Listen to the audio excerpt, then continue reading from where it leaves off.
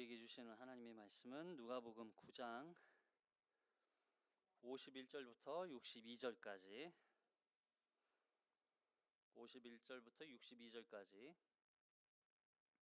한 목소리로 봉독합니다. 시작. 예수께서 승천하실 기약이 차감해 예루살렘을 향하여 올라가기로 굳게 결심하시고 사자들을 앞서 보내심에 그들이 가서 예수를 위하여 준비하려고 사마리아인의 한 마을에 들어갔더니 예수께서 예루살렘을 향하여 가시기 때문에 그들이 받아들이지 아니하는지라. 제자 야고보와 요한이 이를 보고 이르되 주여 우리가 불을 명하여 하늘로부터 내려 저들을 멸하라 하기를 원하시나이까. 예수께서 돌아보시며 꾸짖으시고 함께 다른 마을로 가시니라. 길 가실 때에 어떤 사람이 여짜오되 어디로 가시든지 나는 따르리이다. 예수께서 이르시되 여우도 굴이 있고 공중의 새도 집이 있으되 인자는 머리 둘 곳이 없도다 하시고 또 다른 사람에게 나를 따르라 하시니 그가 이르되 나로 먼저 가서 내 아버지를 장사하게 하옵소서. 이르시되 죽은 자들로 자기의 죽은 자들을 장사하게 하고 너는 가서 하나님의 나라를 전파하라 하시고 또 다른 사람이 이르되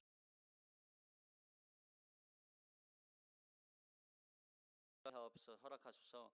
예수께서 이르시되 손에 쟁기를 잡고 뒤를 돌아보는 자는 하나님의 나라에 합당하지 아니하니라 하시니라. 아멘.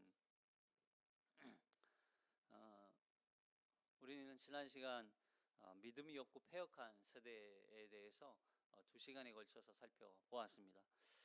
그리고 이제 누가 큰 자인가에 대한 논쟁에 대해서 예수님이 어린 아이를 이렇게 곁에 세우시면서 마치 어린 아이와 같이 무가치하고 또 그런 하찮은 존재로 여겼던 예수님의 모습을 빗대어서 그런 예수 그리스도의 가르침을 온전히 따라 또 그 예수 그리스도를 영접하는 자가 곧 큰 자다라고 하는 거였어요. 그래서 작은 자, 큰 자의 개념이 제자들에게는 누가 더 능력이 많고 또 예수님이 세우실 그 그리스도의 왕국, 예수님의 왕국을 메시아 왕국을 세웠을 때 거기에서 누가 큰 높은 자리를 차지하느냐 이런 관심이었다면 예수님의 관심은 누가 그런 일을 할 자라는 그런 개념이 아니라 거기에서 누가 예수 그리스도를 온전히 영접했느냐, 누가 예수 그리스도를 온전히 받아들이고 그 예수 그리스도의 가르침과 그 가르침을 따라서 누가 예수를 따라가는 사람인지에 대해서 얘기를 하시는 거예요. 그 이야기가 사실은 오늘 읽은 본문하고도 연결이 되는 거죠. 오늘 이 10장부터는 이 9장 이 하반절부터 그리고 10장부터 이제 예수님이 예루살렘을 향해 가시는 여정, 예루살렘을 향해서 가시는 그 예루살렘에 도착해서 그리고 예루살렘에 도착해서 이루시는 그 모든 삶의 패턴들이 이제 계속 기록되어 있어요. 그러니까 이제 예수님은 이 9장 51절 앞에 부분까지 해서 갈릴리 사역을 어느 정도 정리정돈하시고 마치시고 이제 예루살렘을 향해 가시는 여정 속에서 나타나는 여러 사건들을 통해서 말씀을 하시는데 사실 이 부분에서 가르치는 이 말씀들이 약간 제자들에게 포커스가 맞춰져 있어요. 제자들에게. 그래서 제자들이 과연 너희가 내가 누군지 아느냐. 누가복음의 가장 큰 주제가 이거였죠. 내가 누군지 아느냐. 저희가 누구냐. 저가 누구냐. 저 예수가 누구냐. 그에 대한 대답을 예수님이 제자들에게 온전하게 가르쳐주고 보여주시고 그걸 확인시켜 주는 거죠. 그래서 예수님이 이 땅에 오신 참된 메시아 그리스도, 근데 그분은 인자로 오셔서 반드시 우리의 제물, 그러니까 하나님의 제물이 되셔야만, 하나님의 제물로서 죽으셔야만 구원을 완성할 수 있는 분이라는 걸 가르쳐 주시는 거예요. 그 목적으로 이 말씀들이 이어지고 있는 거예요. 자, 먼저 51절을 한번 읽어보겠습니다. 51절 시작. 예수께서 승천하실 기약이 참에 예루살렘을 향하여 올라가기로 굳게 결심하시고, 이제 예수님께서 승천하실 날이 가까워지자 이제 예루살렘으로 올라갈 것을 굳게 결심하세요. 굳게 결심하세요. 누가는 이제 예수님이 예루살렘에 올라가시는 사건을 통해서 예루살렘에 예수님이 올라가셔야만 하는 중요한 이유를 설명해 주고 있는 거죠. 예수님이 승천하시기 위해서는 반드시 과정이 있어요. 예루살렘을 향해 가셔야 되고, 또 예루살렘에 도착해서도 사람들에게 비난을 받고 높임받지 못하시잖아요. 비난받고 오히려 수치를 당하시고 거절을 당하시고 그런 매를 맞으시고, 그리고 십자가에 달려 죽으시고, 근데 죽음으로부터 끝나는 것이 아니라 부활하시고, 그리고 결국 승천을 목적으로 가고 계신 거예요. 그러니까 예수님이 이 예루살렘을 향해 가는 길은 단순히 죽음을 상징하는 게 아니라는 거예요. 우리가 이제 뭐 사순절이나 어떤 고난 주간에 예수님의 십자가에 달려 죽으시는 그 죽음을 우리가 묵상하죠. 물론 죽음도 묵상해야 되지만 그 죽음 뒤에 있는 부활도, 그리고 승천까지를 생각해야 돼요. 죽음은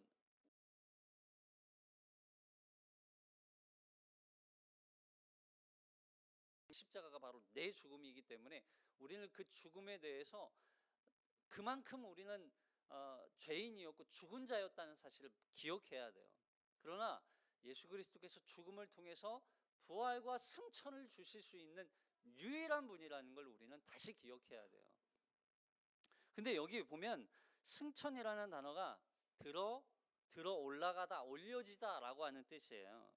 쉽게 말해서 예수님이 승천을 하시는, 이 예수님의 승천은 예수님 스스로 승천하시는 게 아니라 하나님에 의해서 들어 올려짐을 받으시는, 들어 올려지시는 거예요. 그러니까 결국 이 예수님의 십자가의 죽음과 또 부활과 승천은 다 하나님의 뜻 안에서, 하나님의 계획 안에서, 하나님의 섭리 안에서 이루어진 사건이라는 거예요. 그래서 예수님 스스로 승천까지를 완성하신 게 아니라 하나님의 뜻 안에서 이루어진 하나님의 모든 일들, 하나님의 작정과 하나님의 계획이었다는 거죠. 예수님은 이 예루살렘에 그래서 죽기 위해서 올라가신 게 아니고 죽음 이후에 부활과 승천이 있기 때문에 예루살렘을 향해서 갈 수 있었던, 그것 때문에 굳게 결심을 할 수 있게 된 거죠. 굳게 결심을. 자, 그리고 이 일에 앞서서 이제 예루살렘을 향해 가기 위해서 먼저 지금 예수님과 제자들이 갈릴리에서 주로 사역을 하셨잖아요. 갈릴리에 있다가 이 갈릴리 지방에서 예루살렘을 향해서 가기 위해서 먼저 이 제자들을 보내요. 미리 앞서서 보내시는 거죠. 52절 볼게요. 9장 52절. 9장 52절 시작. 사자들을 앞서 보내심에 그들이 가서 예수를 위하여 준비하려고 사마리아인의 한 마을에 들어갔더니, 사자라고 하는 표현은 이게 심부름꾼이에요. 심부름꾼. 그러니까 예수님이 이제 우리가 예루살렘을 향해서 갈 거니까 몇몇 제자들이 가서 우리가 이제 가야 할 길을 준비하고, 이제 특히 주로 이동을 해서 생활을 하셨기 때문에 거처할 곳이 이제 필요했던 거죠. 그래서 심부름꾼을 보내서 예수님이 그리고 제자들과 함께 쉴 수 있는, 거처할 수 있는, 지나가면서 잠깐 유숙할 수 있는 곳을 찾아보기로 제자들을 보내요. 근데 제자들을 보내고 보니까 거기가 어디였어요? 사마리아인의 땅이에요. 사마리아인의 땅. 사마리아인의 한 마을. 좀 우리가 성경을 읽으면서 그냥 지나칠 수 없는 그런 내용들이 있어요. 특히 유대인과 사마리아인이 함께 등장하는 그런 구절들. 이런 상황은 뭐 유대인들이 이 성경을 읽으면 말도 안 되는 일이에요. 어떻게 유대인이 사마리아인의 땅 한 마을에 들어갈 수 있냐는 거죠. 사마리아인도 마찬가지. 이방인들이 이 누가복음서를 읽으면 아니, 예수님은 왜 사마리아인의 땅에 제자들을 보냈을까? 의아하죠. 이해할 수 없는 거예요. 사마리아인들이 예수님을 근데 그 땅에서, 그 마을에서 예수님을 받아들여요? 받아들이지 않아요? 받아들이지 않아요. 53절 53절 시작. 예수께서 예루살렘을 향하여 가시기 때문에 그들이 받아들이지 아니하는지라. 사마리아 사람들이 예수님을 받아들이지 않아요. 근데 받아들이지 않는 이유가 뭐라고 그래요? 예수께서 예루살렘을 향하여 가시기 때문이라. 예루살렘을 향해서 예수님이 가실 거기 때문에 사마리아인들은 이 마을은 예수님을 받아들이지 않는다는 거예요. 이 본문을 현대인의 성경으로 읽으면 이렇게 표현하고 있어요. 현대인의 성경 시작. 그러나 그 마을 사람들은 예수님이 예루살렘을 향해 가시는 길이었기 때문에 그를 영접하지 않았습니다. 뭐래요? 예수님을 영접하지 않았대요.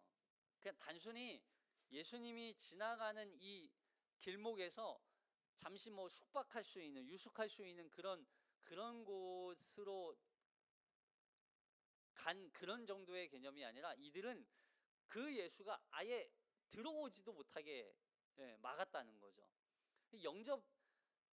영접하지 않았다는 건 예수가 자기 마을에 들어와서 예수가 전하는 복음과 하나님 나라에 대해서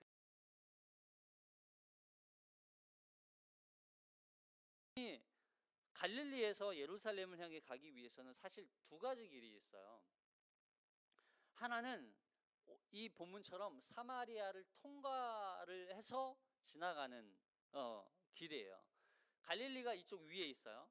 갈릴리가 이쪽 지도상으로 이쪽 위에 있어요. 근데 예루살렘은 아래쪽에 있단 말이에요. 그러니까 예루살렘을 향해 가시기 위해서는 반드시 이렇게 직선으로 통과하면 사마리아를 지나가야 돼요. 근데 이렇게 지나가지 않고 돌아갈 수도 있어요. 두 번째로 갈 수 있는 길이 바로 베레아 지역으로 돌아갈 수 있는 길이에요. 그래서 실제로 유대인들은 사마리아 땅을 지나가지 않았기 때문에 거의 대부분 베레아로 지나서 이렇게 갔어요. 근데 돌아서 가려면 시간이 오래 걸리잖아요. 그런데 예수님께서 사마리아 지역으로 가신 것은 사실 이게 돌아가는 것이 더 오래 걸려서 돌아가지는 않았을 것 같아요. 그런 의도는 아니었던 것 같아요. 예수님이 그런 정도로 그렇게 사마리아 땅을 증오하지는 않으셨겠죠. 그리고 아무리 제자들이 유대인이었음에도 불구하고 예수님과 함께 가는 이 여정 속에서 예수님은 항상 이웃들, 또 이방인들, 소외된 자들, 가난한 자들, 이들에게 항상 복음을 전하시고 그들의 병을 고치시고 귀신을 쫓아내시고 그런 하나님의 나라를 가르쳤기 때문에 사마리아를 지나서 가신 그 이유도 그런 맥락으로 이해를 할 수 있겠죠. 근데 예수님을 받아들이지 않은 것을 통해서 그러면 예수님이 도대체 뭘 말씀하고자 하셨을까? 자, 여기 받아들이다라고 하는 말이 현대인의 성경에서는 영접하다라고 하는 표현이었어요. 그러니까 예수님을 영접하지 않았다는 거예요.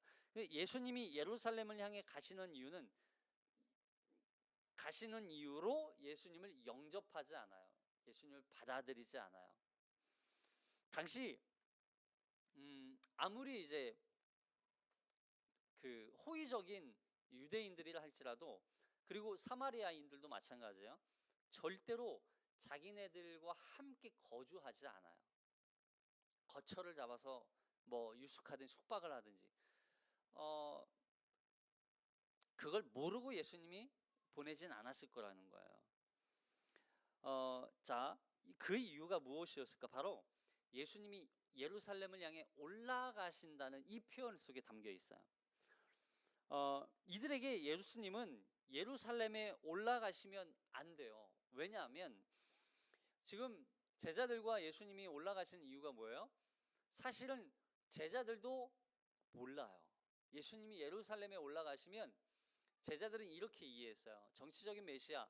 그래서 예수님이 예루살렘에 올라가시면 이 강력한 로마 제국을 무너뜨리고 새로운 메시아 왕국, 예수님이 세우시 왕이 되시는 그런 새로운 나라를 만드실 걸로, 그래서 그 나라에서 누가 높은 자 큰 자 할 거냐 그런 논쟁을 했잖아요. 그러니까 제자들은 예수님이 예루살렘에 가면 이제 새로운 나라가 세워질 거다, 이분이 바로 왕이시라는 걸 제자들은 생각하고 있는 거예요. 그래서 이 왕이 되실 이 예수님이 사마리아에 왔는데 이 예수님을 영접하지 않아요. 그러니까 다음에 뭐라고 그래요? 야고보와 요한의 이름 뜻이 이렇게 불의 아들이라는 뜻이잖아요. 막 불같은 성격으로 또 이 사마리아 사람 이 마을을 막 불바다를 만들자고, 불을 내려서 불바다 만들자고 이렇게 얘기하잖아요. 그러니까 아직 제자들도 예수님이 예루살렘에 올라가서 하실 일이 무엇인지를 몰라요. 사마리아 사람들도 마찬가지예요. 제자들이 예수님이 예루살렘을 향해서 올라간다고 하시니까 그럼 이 예수가 새로운 나라의 왕이 되면 사마리아 땅에 살고 있는 이들에게도 영향이 있어요, 없어요? 있어요. 새로운 왕이 나타나서 또다시 자신들을 굴복하고 또 억압하고 강압적으로 또 뭔가를 일으킬 것에 대해서 이들은 싫어하고 있는 거예요. 지금 로마의 통치 아래에 있는 게 그냥 좋다는 거예요.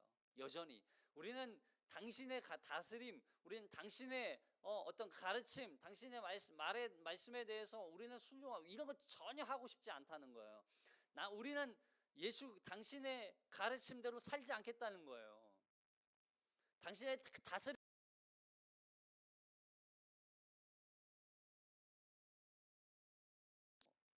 그러니까 거부하는 거죠. 그럼 우리가 때로는 이런 사마리아인처럼 예수를 영접한다고, 예수를 믿는다고 말하지만, 예수를 믿는다고는 말은 하지만 실제적으로 예수의 다스림과 예수의 통치는 원치 않는다는 거예요. 이게 누구예요? 패역하고 믿음이 없고 패역한 세대에 대해서 말씀하는 거죠. 그 말씀과 연결되는 거예요. 이들의 관심은 이거예요. 그냥 지금 현재 상황에서 편안하게 살고 싶다는 거예요. 지금 상황과 환경에서 그냥 지금처럼 안일하게 살고 싶다는 거예요. 예수의 다스림과 예수의 통치 아래 놓여서 예수의 말씀대로 예수를 따라가는 삶을 살고 싶지 않다는 거예요. 결국 사마리아인들은 예수를 영접하지 않아요. 그래서 이 야고보와 요한이 화가 나서 54절에 보니까 이렇게 저주하죠. 54절 시작. 제자 야고보와 요한이 이를 보고 이르되 주여 우리가 불을 명하여 하늘로부터 내려 저들을 멸하라 하기를 원하시나이까? 이건 예수님이 원하신다는 거예요? 제자들이 원한다는 거예요? 제자가 원하는 거예요. 마치 이 말씀이 엘리야가 바알과 아사라 선지자들과 대결해서 850명 대결해서 하늘에서 불이 내려와서 막 제단을 다 불태워버렸잖아요. 그거하고 똑같이 예수님을 영접하지 않는 이 사마리아인들을 향해서 불을 내려서 이들을 다 태워버리자는 거예요. 그걸 예수님 원하십니까? 라고 물어보면 예수님 원하시겠어요? 전혀 원하지 않으시죠. 이건 예수님이 원하는 게 아니라 제자 야고보와 요한이 원하는 거예요. 앞서 제자들이 누가 큰 자냐, 누가 작은 자냐 싸웠잖아요. 예수님이 이제 예루살렘에 올라가시면 그 나라의 메시아 왕국의 이제는 1인자가 되어서 오른팔 왼팔이 되어서 예수님과 함께 이 나라를 통치하고 다스릴 그런 능력 있는, 권위 있는 그런 큰 자가 되고 싶어 했던 그들의 욕망, 그걸 이제 제자들을 통해서 보여주는 거죠. 보세요. 이들은 어느 정도였냐면 마태복음 20장 20절에 보면, 그러니까 제자들의 관심은 높아지는 것밖에 없었어요. 한 자리 차지하는 것밖에 없었어요. 여기 20장 20절 시작. 그때 세베대의 아들의 어머니가 그 아들들을 데리고 예수께 와서 절하며 무엇을 구하니? 예수께서 이르시되 무엇을 원하느냐 이르되 나의 이 두 아들을 주의 나라에서 하나는 주의 오른편에 하나는 주의 좌편에 앉게 하소서. 보세요. 여기 세베대의 아들의 어머니, 세베대의 아들이 누구예요? 야고보와 요한이에요. 세베대의 아들 야고보와 요한, 세베대의 어머니가 예수님께 와서 아들의 자리 하나를 좀 아들들 두 아들의 자리를 좀 청탁하고 있는 거예요, 예수님께. 그러자 예수님께서 야고보와 요한을 쳐다보면서 꾸짖으시죠. 55절 시작. 예수께서 돌아보시며 꾸짖으시고 함께 다른 마을로 가시니라. 꾸짖으세요. 그런 목적이 아니라는 거예요. 그러기 위해서 이 사마리아를 지나온 것이 아니라는 거예요. 예수님은 사마리아가 예수님을 영접하지 않을 것을 아시겠죠. 예수님 자신이 여기 와서도 뭐 대우 못 받고 또 영접하지도 않고 받아들이지도 않고 거부할 걸 아셨어요. 아심에도 불구하고 오신 이유가 뭐예요? 사마리아 땅 가운데에서도 그 구원의 역사, 그러니까 하나님은 이 심판이 목적이 아니라는 거예요. 예수님이 전파하신 이 복음은 이 땅에 구원자가 왔다, 메시아가 왔다, 그리고 하나님의 나라가 이 땅에 임했다는 소식을 전하셨잖아요. 그게 복음이잖아요. 이것을 구원과 심판이 함께 담겨 있는 거예요. 복음에는 항상 두 가지예요. 구원과 심판이 담겨 있어요. 근데 그 복음은 항상 심판이 목적이 아니라 구원이 목적이라는 거예요. 심판을 통해서 구원을 보여주시는 거예요. 이게 요한복음 말씀이거든요. 자, 요한복음 3장 16절. 요한복음 3장 16절. 우리가 너무 잘 아는 말씀인데 16절만 너무 잘 알아요. 뒤에 나오는 말씀도 우리가 같이 기억해야 돼요. 자, 시작. 하나님이 세상을 이처럼 사랑하사 독생자를 주셨으니 이는 그를 믿는 자마다 멸망하지 않고 영생을 얻게 하려 하심이라. 하나님이 그 아마 세상이 구원을 받게 하려 하심이라. 그를 믿는 자는 심판을 받지 아니하는 것이요 믿지 아니하는 자는 하나님의 독생자의 이름을 믿지 아니하므로 벌써 심판을 받은 것이니라. 독생자는 주신 것이 바로 복음이죠. 근데 그를 믿는 자마다 멸망하지 않고 영생을 얻어요. 그런데 그 예수님이 오신 것은 세상을 심판하기 위해서, 세상을 멸하기 위해서 오신 것이 아니라는 거예요. 세상을 구원하기 위해서 오신 거예요. 심판이 목적이 아니라니까요. 지금 제자들은 뭐에 관심이 있어요? 예수님을 따르지 않고 예수님을 믿지 않는다고 그러면 심판받아야 된다고 생각했던 거예요. 근데 심판이 목적이 아니라 그들을 구원하는 게 목적이라는 거예요. 그러니까 이 사마리아가 결국 예수님을 거절하고 거부한 건 그들 스스로 예수님을 따르지 않고 거부했기 때문에 그에 대한 책임은 그들에게 있는 거지, 거부한 그들에게 있는 거지, 예수님이 그들을 심판해서 그들이 예수를 믿지 않은 게 아니라는 거예요. 이해되세요? 바로 구원이 목적이에요. 항상 구원이 목적. 그런데 여기 중요한 표현이 있어요. 믿지 아니하는 자는 벌써 심판을 받은 것이니라. 믿지 않는, 예수 그리스도를 믿지 않는 것 자체가 이미 심판이었다는 거예요. 이미. 아무리 복음을 전해도, 아무리 교회에 나와도 예수를 믿지 않고 그냥 따르지 않아요. 그 사람은 심판을 이미 받았다는 거예요. 아주 무서운 말씀이죠. 그러니까 우리는 이미, 사실 모든 사람들에게도 마찬가지죠. 예수를 믿기 전, 예수 그리스도를 영접하기 이전에 모든 사람들은 다 하나님의 심판을 이미 받은 자들이에요. 심판 아래 이미 놓여 있는 자들이에요.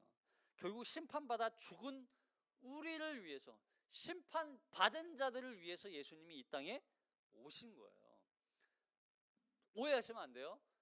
누구는 심판받았고 누구는 심판 아직 안 받았으니까 심판 아직 안 받은 자를 구원하는 게 구원이지 않나요? 아니요, 그렇지 않아요. 이미 모든 하나님의 이 사람은, 모든 인류는 다 심판받았어요. 그리스도 예수를 믿지 않고 또 하나님과 완전히 단절된, 하나님 없이 살아가는 모든 사람들은 다 이미 하나님의 심판 아래 놓여 있는 거예요. 아담 이후부터. 근데 그런 심판 아래 놓여 있는 모든 자들을 위해서 예수가 이 땅에 온 거예요.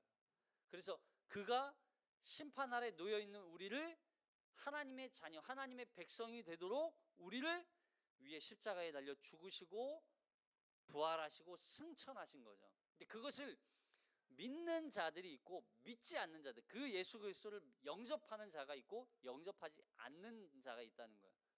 근데 믿는 자는 어떤 자였어요? 믿는 자는 결국 예수 그리스도를 구원자로 구세주로 영접한 것, 영접했어요. 근데 그걸 영접을 어떻게 했어요? 죽었는데 어떻게 영접했어요? 그게 바로 성령의 역사, 하나님의 구원의 택하심이었다는 거예요. 택하심.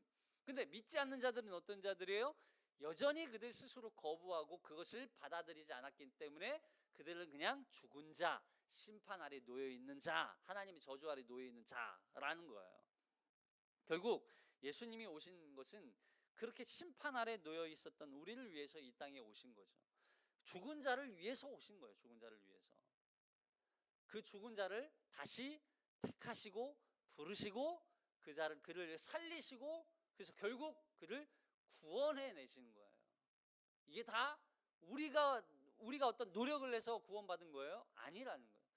우리의 노력이 아니라 우리 그냥 죽은 자라니까요. 죽은 자였어요. 우리가 노력할 수 있는, 죽은 자, 사망한 자에게 눈 떠봐 그러면 살려줄게, 말이 안 되죠. 죽은 자는 아무것도 할 수 없는 거야. 그런 죽은 자를 위해서 이 땅에 오셔서 살려놓으시고 믿게 하시는 거죠. 이해되셨어요? 살려놓고 너는 내가 택했어, 믿어. 안 믿을 수가 있나요? 믿게 되는 거죠. 이게 바로 구원이었다는 거예요.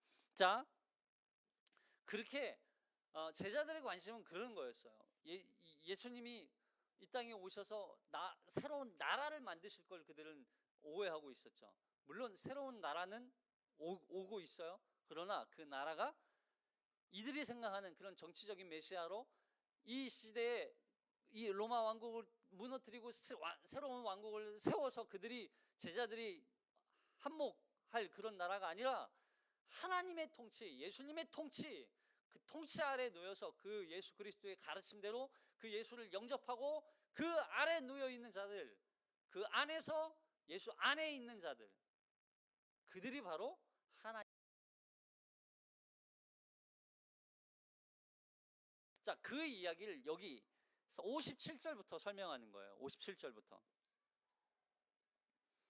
57절부터 끝까지 62절까지 읽어볼게요. 시작. 길 가실 때 어떤 사람이 여짜오되 어디로 가시든지 나는 따르리이다. 예수께서 이르시되 여우도 굴이 있고 공중에 새도 집이 있을 때 인자는 머리 둘 곳이 없도다 하시고, 또 다른 사람에게 나를 따르라 하시니 그가 이르시되 나로 먼저 가서 내 아버지를 장사하게 하옵소서. 이르시되 죽은 자들로 자기의 죽은 자들을 장사하게 하고 너는 가서 하나님의 나라를 전파하라 하시고, 또 다른 사람이 이르되 주여 내가 주를 따르겠나이다마는 나로 먼저 내 가족을 작별하게 허락하소서. 예수께서 이르시되 손에 쟁기를 잡고 뒤를 돌아보는 자는 하나님의 나라에 합당하지 아니하니라 하시니라. 여기 세 사람이 등장하죠. 세 사람. 이건 사실 세 부류의 사람을 특징지어서 설명하는 거예요. 첫 번째 사람은 어떤 사람이었냐면 스스로 예수님이 가시는 곳이면 어디든지 예수님을 따르겠다고 말하는 사람이에요. 어떤 사람이 여짜오되 어디로 가시든지 나는 예수님을 따르겠습니다. 나는 따르겠습니다 라고 고백해요.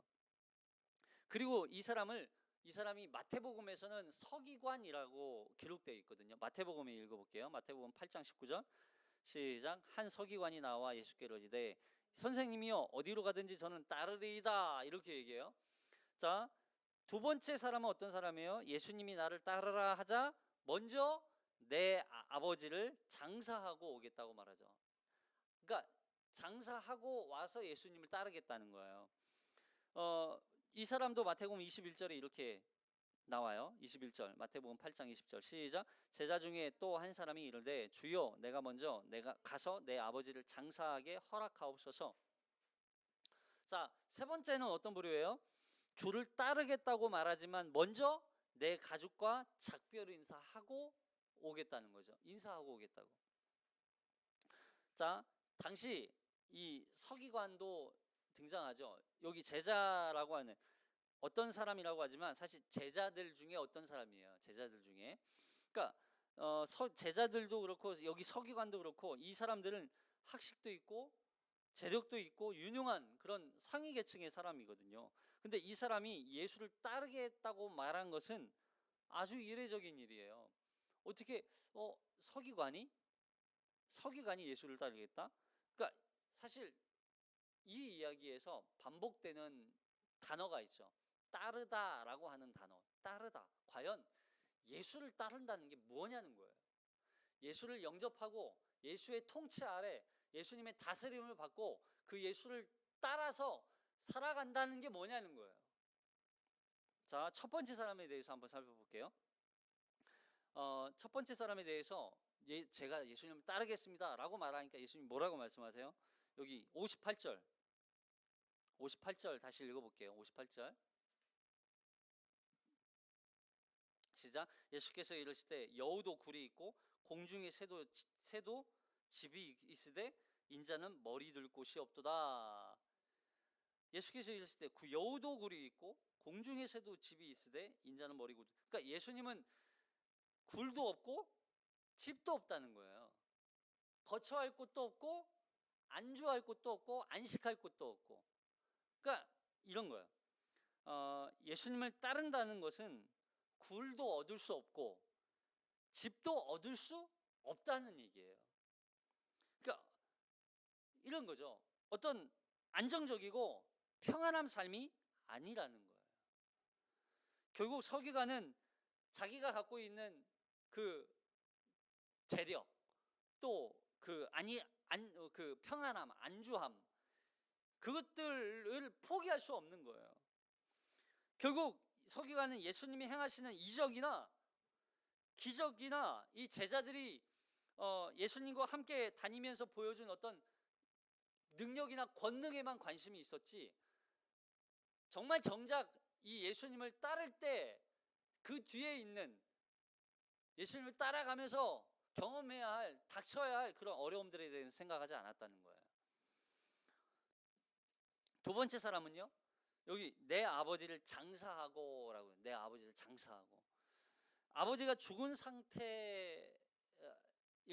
아니면 아직 죽지 않은 상태일까요? 참 이게 논란이 많아요. 근데 이 학자들 견해는 아직 죽지 않았는데 죽으려고 하는,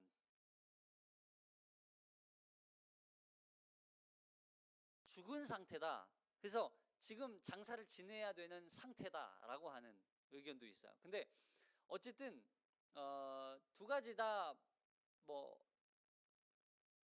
맞다 틀리다를 어떤 뭐 결론 짓긴 좀 어렵지만 제 견해로는 이래요. 왜냐하면 당시에는 이 유대인들이 장례 풍습이죠. 유대인들의 장례 풍습은 누가 사망을 하면 그 죽음에 대해서 부고를 하죠. 죽었습니다 이렇게 소식을 알리는 거예요. 그 다음에 이제 시신을 염을 하기 위해서 준비를 하죠. 우리도 염을 하니까 발인 예배도 하잖아요. 염을 하기 위해서 시신을 이렇게 닦아요. 그리고 이제 염을 하고 그 다음에 관에 넣어요. 입관식을 하죠. 그런데 그 다음에 이제 시체를 운반해요. 시체를 운반해서 무덤에 넣습니다. 이게 그 다음에 이제 마지막으로 하는 게 향유를 뿌려요. 그 시신이 있는 곳에. 이게 하루에 다 끝나요. 이게 하루에 다. 그러니까 레위기에도 그랬지만 죽은 시신을 24시간 동안 방치하지 않아요. 최대한 하루 안에 모든 걸 다 끝내야 돼요. 이게 해 지기 전에 다 이루어져야 돼요. 해 지기 전에. 그러니까 만약 뭐 오후 한 2시 이때 누가 죽었다 그러면 빨리 해서 이걸 다음 날까지 가져가지 않는다고요. 네. 해지기 전에 다. 이게 유대인의 풍습이었어요. 장례 풍습. 그러다 보니까 우리 아버지를 장사 지내고 와서 예수님을 따르겠다라고 하는 건 이 아들이 예수님, 이 아버지를 장사하고 다시 오기까지 시간적 여유가 없는 거예요. 그러니까 결국 이 이야기는 무슨 의미냐면 아버지가 이미 사망을 해서 죽었어요. 죽고 아버지를 장사를 이미 지냈어. 근데 이들의 풍습 중에 하나는 뭐냐면 1년 뒤에 죽은 시신의 이 살은 이미 이제 뭐 다 썩어서 없어지겠죠. 이 썩은 냄새를 없애기 위해서 사실 향유를 부었거든요. 향유가 오늘날의 향수예요, 사실은. 네. 죽은 시신의 냄새를 없애기 위해서 뿌렸던 향유인데, 어쨌든 그 시신이 썩어서 이렇게 시간이 지나면 백골 상태가 남아요. 뼈만 남는 거예요. 뼈만 남으면 이제 그 뼈를 작은 상자에다 담아요. 유골만 담는 거죠.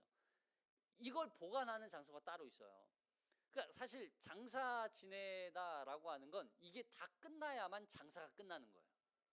이해되셨죠? 그러니까 지금 이 어떤 한 사람이 아버지를 장사를 끝내고 와서 예수님을 따르겠다라고 하는 건 아직 아버지의 유고를 수고를 아직 안 한 상태.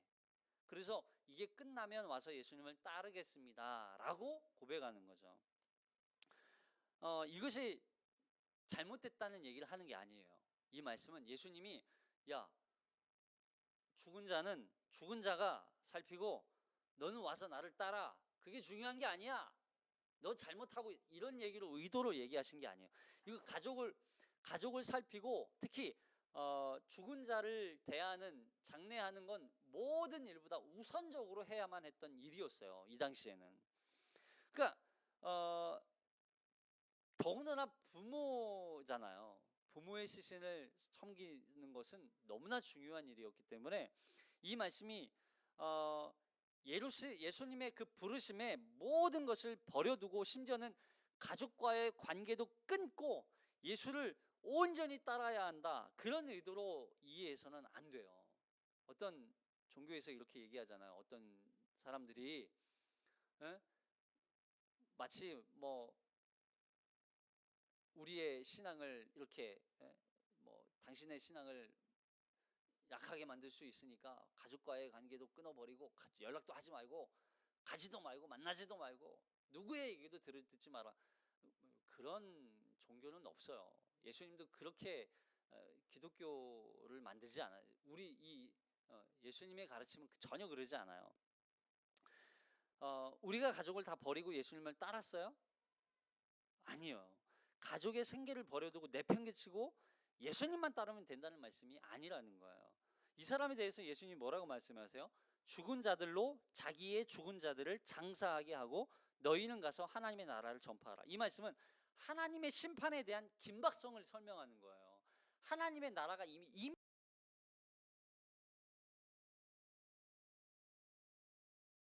말씀드렸잖아요. 하나님의 나라가 오는 순간부터 모든 심판은 시작이라니까요. 예수님이 이 땅에 오시는 순간부터 모든 심판이 시작됐다니까요. 우리는 심판 시기를, 종말을 사는 거예요. 종말이 언제 올지 우리는 알지 못하지만 반드시 종말은 오고야 만다니까요. 그 날을 우리는 준비하고 기다리며 사는 거예요. 어떻게? 주님이 이 심판 앞에 우리가 설 그 날을 준비하며 사는 거예요. 그러니까 하나님의 심판이 임한다면 누가 그 앞에서 정당하고 당당하고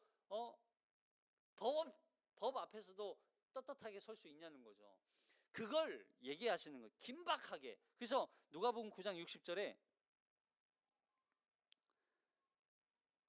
9장 60절 다시 한번 읽어볼게요. 그러나 뒤편에 시작. 그러나 예수님은 그에게 죽은 사람의 장례는 영적으로 죽은 사람이 하게 버려두고 너는 가서 하나님의 나라를 전파하라. 왜냐면 우리가 원래 죽은 자였잖아요. 죽은 자였으니까 죽은 자에 대한 장례는 죽은 자가 하게 해라. 그리고 그 죽은 자를 위해서 해야 할 일이 죽은 자 그냥 내버려 두라는 거예요? 아니에요. 하나님의 나라를 전파하라는 거예요. 죽은 자가 여전히 죽음 가운데 놓여 있다면 안 되죠. 그 죽은 자가 다시 하나님의 나라가 임하고 복음으로 말미암아 다시 구원의 길로 돌이킬 수 있도록 하나님의 나라를 전파하라. 그게 그 긴박한 하나님의 심판이 임했다는 것을 설명하는 거죠. 그래서 마태복음 8장 22절에서도 이렇게 얘기해요.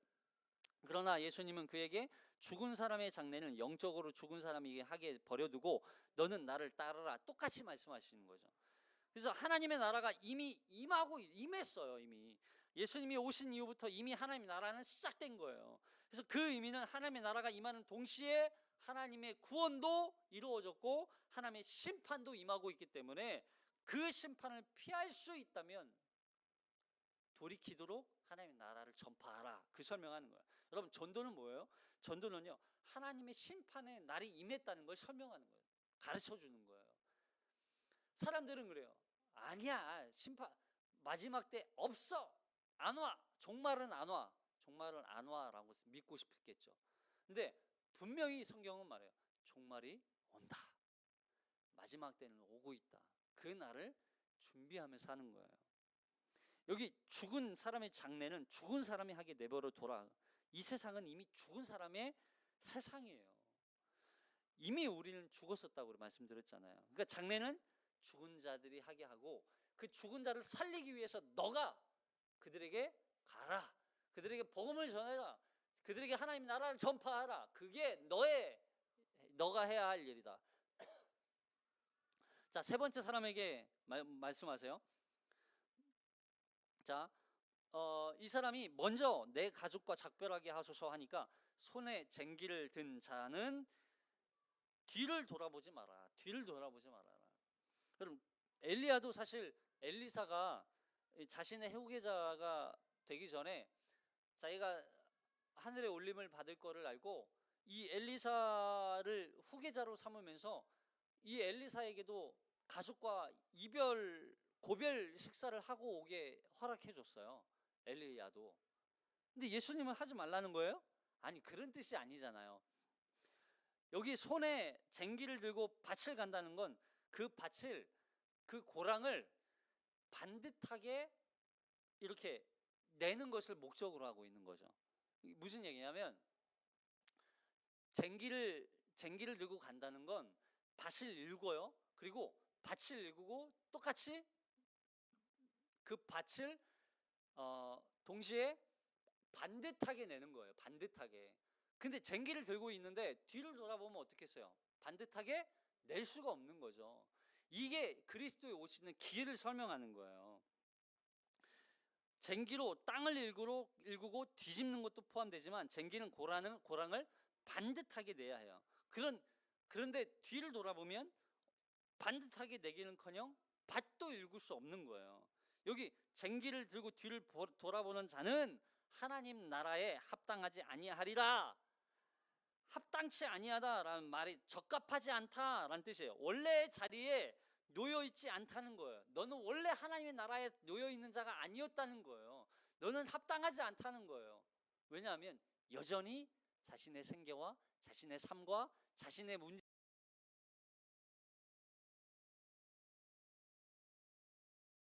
따른다는 건 더 이상 이렇게 생각하셔야 돼요. 이 세 가지는 다 동일하게 한 가지를 말해요. 뭘 말하냐면, 더 이상 세상을 목적으로 하지 않는다는 거예요. 더 이상 예수님을 따른다는 건 세상을 목적하지 않고 우리는 하나님의 나라를 목적으로 하고 있다는 거예요.